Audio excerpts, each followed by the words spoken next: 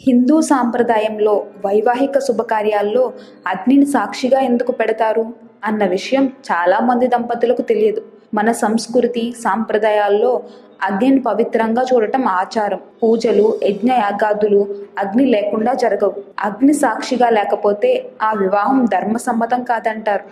అయితే వివాహానికి అగ్నికి ఉన్న సంబంధం ప్రాచీన వేదాల్లోనూ పురాణాల్లోనూ ఉంది. అగ్ని సాక్షిగా వివాహం అనేది మన హిందూ సాంప్రదాయం. అయితే అగ్నినే ఎందుకు సాక్షిగా పెడతాం అన్న విషయం ఋగ్వేదంలో వివరించారు. సోమః ప్రథమో వివిధే గంధర్వో వివిధ ఉత్తరః తుత్రియాగ్నిష్టే పతిః తురీయస్తే మనుష్యచౌ అని వివాహ సమయంలో వరుడు స్త్రీతో అంటాడు. అంటే నిన్ను ప్రారంభ కాలంలో సోముడు, తర్వాత గంధర్వుడు, ఆ తర్వాత అగ్ని, ఏలూరు, ఇక నాలుగో వానిగా నేను నిన్ను ఏలుతాను అని అర్థం.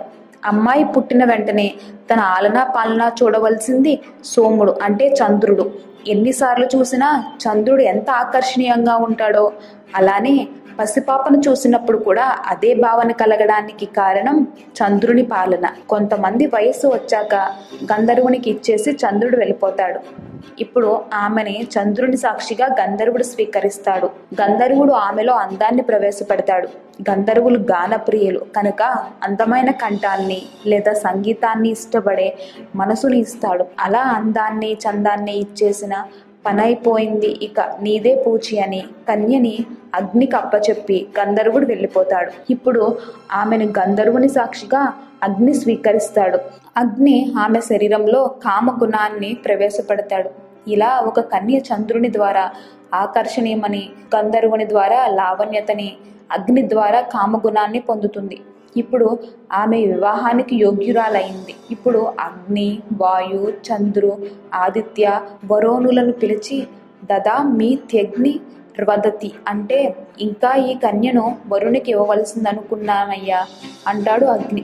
వెంటనే వాయు, చంద్రాదిత్య, వరుణులు తమ అంగీకారాన్ని తెలుపుతారు. అంటే అమ్మాయి వివాహానికి యోగ్యురాలైంది. ఆమెను వేరొకరికి ఇచ్చి తను వెళ్ళాలి కనుక కళ్యాణ సమయంలో ఆమెను నరునికి ఇస్తాడు. అలా ఆమెను అగ్ని సాక్షిగా వరుడు స్వీకరిస్తాడు. చంద్ర సాక్షిగా గంధర్వుడు, గంధర్వ సాక్షిగా అగ్ని ఈమెను రక్షించగా అగ్ని సాక్షిగా వరుడు గ్రహిస్తాడు ఈ అమ్మాయిని. అందుకని అగ్ని సాక్షిగా పెళ్లి అనే మాట వచ్చింది. ఇలా మన సంస్కృతిలో అగ్నికి చాలా ప్రాముఖ్యత ఉంది.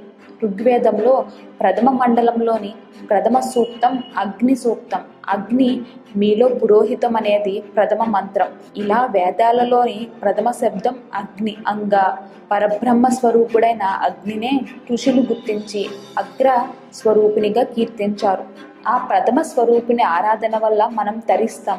నిరాకార బ్రహ్మ జ్యోతి స్వరూపం అగ్ని. ఆ బ్రహ్మం సాకారమైతే ఆ సాకార దేవతా రూపాలు అగ్ని రూపాలే. సృష్టిలో మనకు ఏదైనా గోచరం కావాలంటే దానికి రూపం కావలెను. రూపం ఇచ్చేది అగ్ని. రూపరహితుడు అగ్ని. అగ్ని నిరాకార జ్యోతిర్మయ బ్రహ్మం అగ్ని. సాకార విశ్వము అగ్ని.